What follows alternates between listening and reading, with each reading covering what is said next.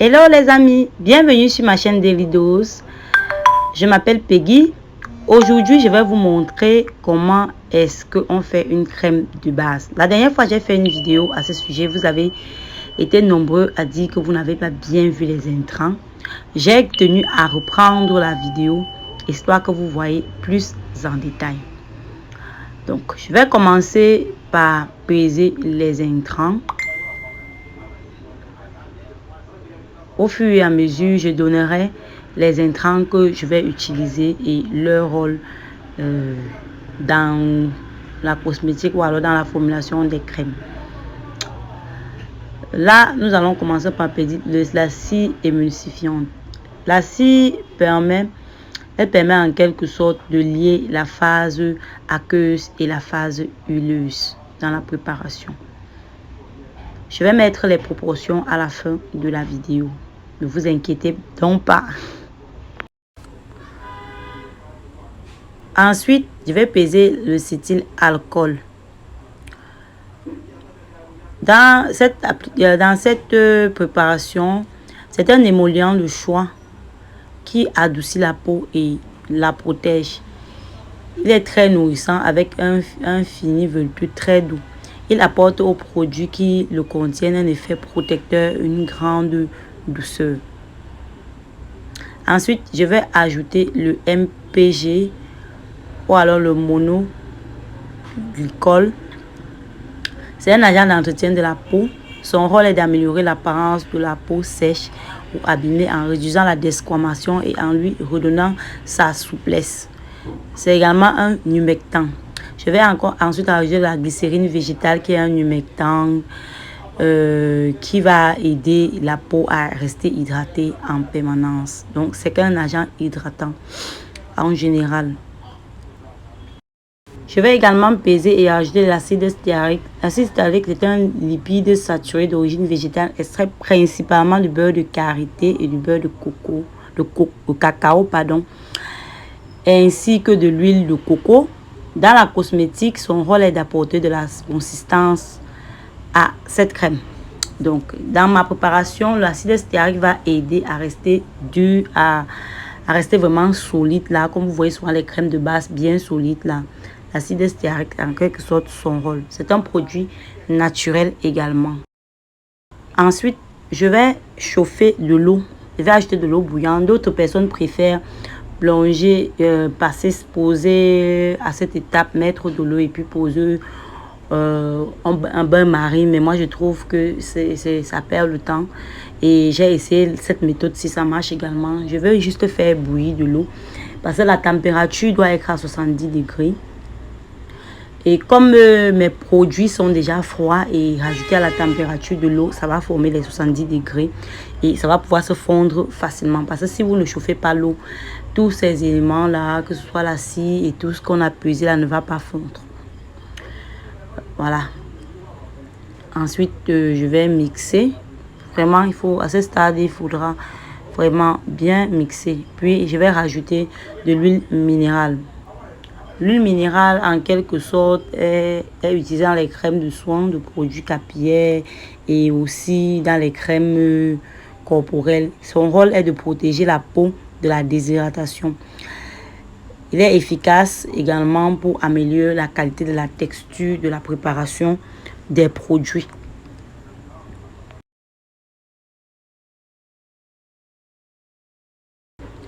Après avoir ajouté chaque élément, je vais bien mixer pour que tous les ingrédients se mêlent vraiment à la préparation. Puis, je vais rajouter de la vitamine E. Comme je vous l'ai dit, je vais laisser les proportions à la fin de la vidéo. Je vais tout mixer. J'évite de trop mixer avec le mixeur pour éviter qu'il y ait des bulles à l'intérieur. Donc, il faudra faire attention. Si vous mixez trop, il y aura beaucoup de bulles à l'intérieur. Ensuite, je vais rajouter naturellement un conservateur. Dans le cadre de cette préparation, le conservateur qu'on va utiliser, c'est du Cosgar, qui est le meilleur conservateur sur le marché. D'ailleurs, c'est celui qui est le plus recommandé pour les produits de soins cosmétiques.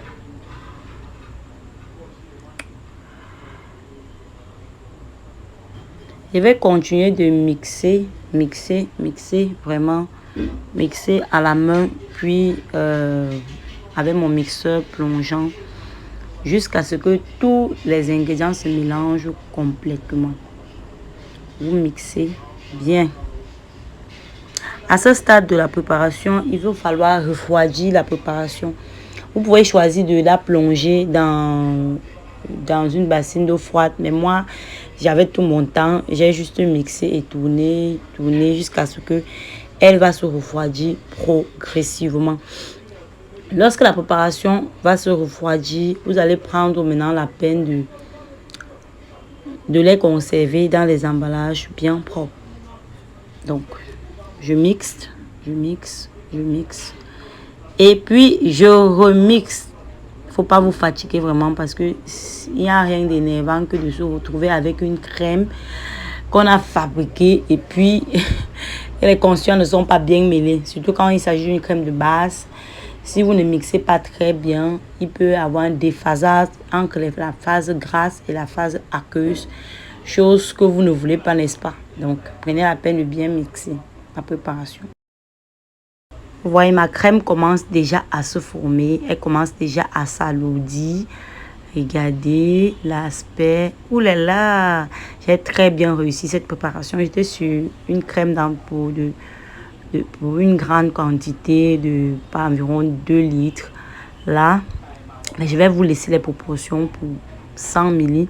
Comme ça, si vous souhaitez, ou alors pour 500 ml, si vous souhaitez reproduire cela, vous aurez seulement à modifier les quantités ou à recalculer les proportions tout simplement. Il n'y a rien de difficile.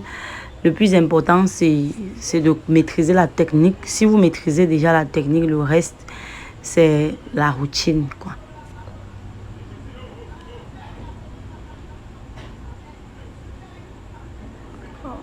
La préparation à cette étape est déjà tiède. Bref, tiède, je peux trop dire, elle est déjà presque tiède. Donc, je vais penser déjà à empaqueter, quoi. Prenez vraiment un contenant propre, stérilisé, ou alors vous lavez bien vos contenants et puis vous allez imbiber sur le coton de l'alcool et vous allez stériliser. Il n'y a rien d'énervant que de se retrouver avec un produit et qui a la moisissure qui se développe au-dessus. Vraiment, et c'est comme ça que ça va gâter votre produit. Si vous n'avez pas de conservateur, ça sera difficile de conserver cette crème. Il va falloir que vous ayez absolument un conservateur. Vous avez vu la quantité d'eau qu'on a mis à l'intérieur. Alors, je vais conditionner ma petite crème. Je suis très, très contente du résultat. Les petites boules que vous voyez à l'intérieur, c'est rien d'alarmant. C'est juste la préparation qui est en train de refroidir. Elle est en train de figer. C'est comme ça les crèmes de base. Quand elle va figer, elle va devenir vraiment dure. Et là, on peut rajouter tout ce qu'on veut à l'intérieur. Cette crème-là qu'on utilise généralement, on en vend, même si vous allez même sur Amazon ou bien dans les boutiques de produits cosmétiques. Ou bien même certaines personnes prennent même chez moi pour aller faire leur petite formulation chez eux. Vous pouvez rajouter ce que vous voulez. Par exemple, si vous voulez formuler une crème pour peau grasse, pour peau sèche et tout. Vous prenez juste cette crème. Si vous voulez formuler les gommages, vous prenez juste cette crème ou alors les démêlants pour cheveux. Bref, ça dépend de vous. Donc, cette crème peut vous servir à tellement de choses. En fait, voilà. Alors, je suis très, très contente. Je suis à la fin de la vidéo. Voilà le résultat. Il est magnifique, tout simplement. J'ai obtenu environ 2 litres de crème de base. Vraiment. Oh, essayez l'astuce chez vous, vous verrez. Voilà, les amis, à très bientôt pour une nouvelle astuce. Bisous, bisous, bye.